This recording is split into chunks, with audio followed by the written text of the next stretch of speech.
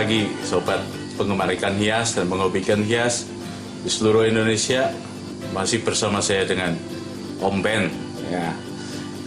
Pada kesempatan kali ini, pada video kali ini saya akan mengungkapkan 5 alasan kenapa ikan moli itu menjadi suatu peluang bisnis yang sangat menguntungkan ya, terutama di masa-masa pandemi Covid ini ya. Kita kadang ada yang kena PHK, kemudian ada yang ya gajinya dipotong ya, jadi susah sekali cari kerja.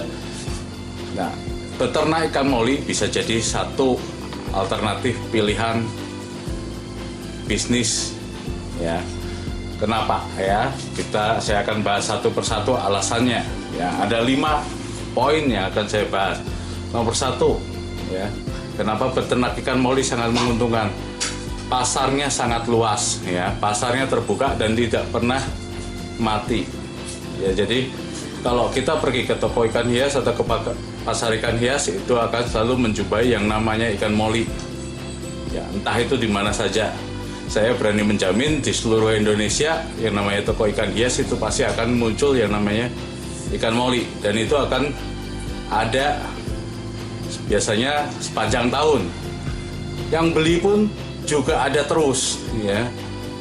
Jadi penggemarnya tetap ada terus, walaupun mungkin itu moli-moli yang dengan harga murah ya. Jadi ini pasarnya sangat luas sekali, sangat terbuka sekali. Untuk range harga sebetulnya moli ada yang dari harga murah, ada yang sampai ke harga mahal, tapi pada kesempatan kali ini saya akan bahas alasan-alasan kenapa kita budidaya ikan moli ini. Jadi kalau untuk nanti jenis-jenisnya beserta harga-harganya saya akan bahas di video yang akan datang. Ya, poin yang kedua, perawatannya gampang banget ya. Perawatannya gampang banget. Jadi kalau kita nggak perlu tempat yang luas-luas sebetulnya.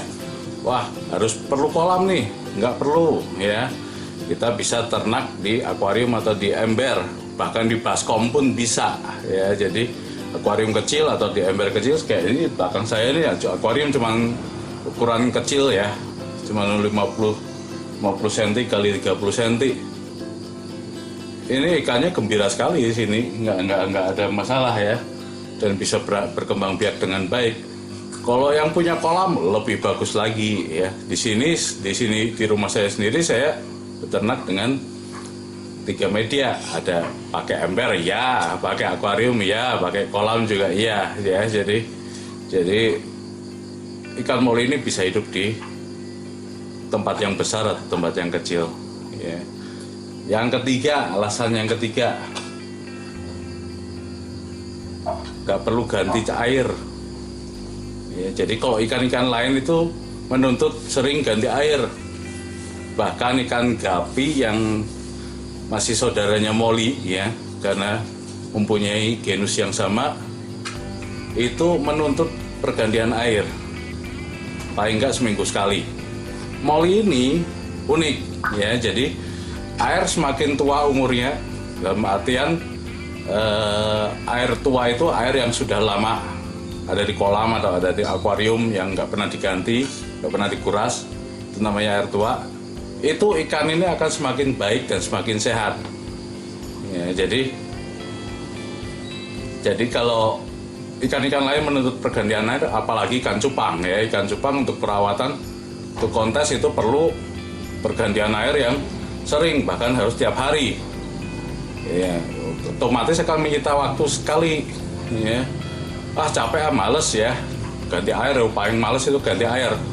Angkutan akuarium berat, kemudian kadang kalau di musim kemarau air susah, harus ganti air. Kalau nggak ganti air ikannya sakit atau mati, atau kalau mungkin ikan kontes nggak mati tapi rusak gitu kan, ikan seperti ikan cupang itu.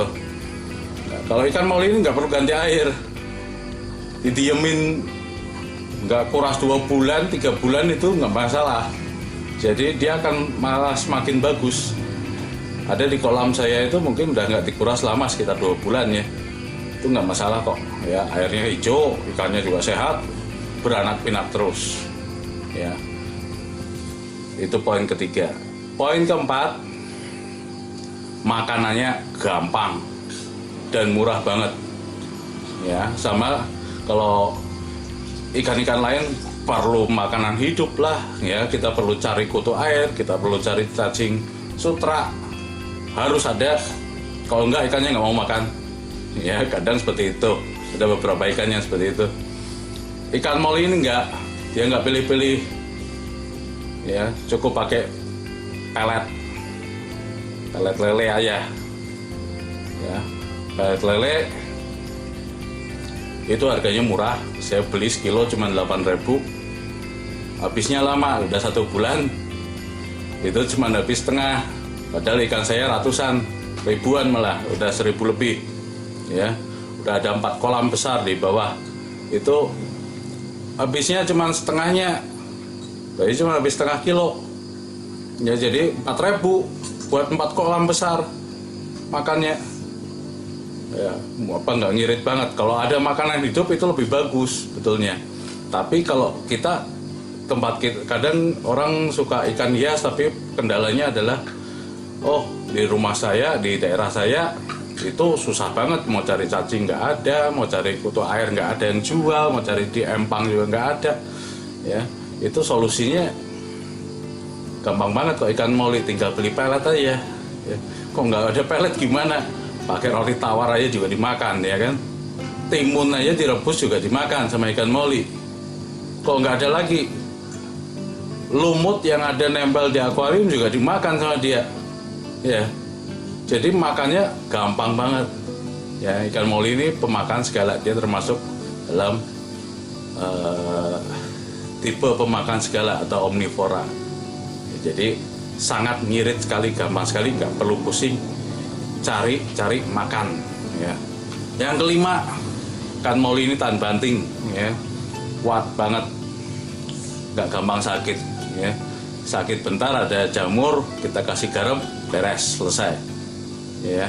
Yang penting syaratnya dia masih kena sinar matahari, ya. Jadi kalau kita piaranya di dalam kamar tertutup, ya kadang penyakit juga muncul. Tapi kalau masih kena sinar matahari, walaupun di dalam rumah, itu aman, ya.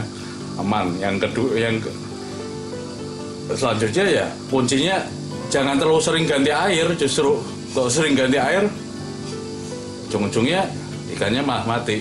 Ikan moli ini nggak suka air baru, dia lebih suka air lama, ya. Nah, dari kelima alasan ini kenapa saya memilih membudidayakan ikan moli, ya. Nggak banyak menyita waktu, ya, gampang, ngirit biaya, otomatis ngirit biaya karena pakan itu yang utama, ya. Kemudian ikannya tahan banting, pasarnya ada terus. Nah, cocok kan? Itu peluang usaha yang sangat baik sekali, dengan modal minim pun bisa, ya. Jadi teman-teman nggak usah bingung kalau sekarang dalam kondisi nganggur pun saya kasih solusi beternaklah ikan moli, ya.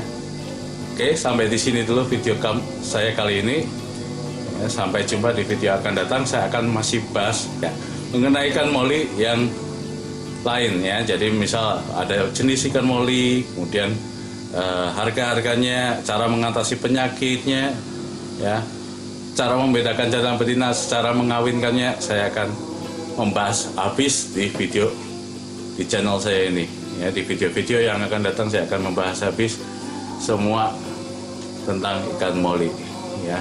Jangan lupa subscribe, ya, supaya saya tambah semangat bikin video. Kalau nggak di subscribe nanti channelnya mati, saya nggak semangat kan, ya kan. Channelnya mati, jadi nggak dapat informasi lagi tentang ikan moli. Jadi tolong di subscribe, ya teman-teman, ya. Oke, terima kasih, ya. Sampai jumpa di video yang akan datang. Dadah.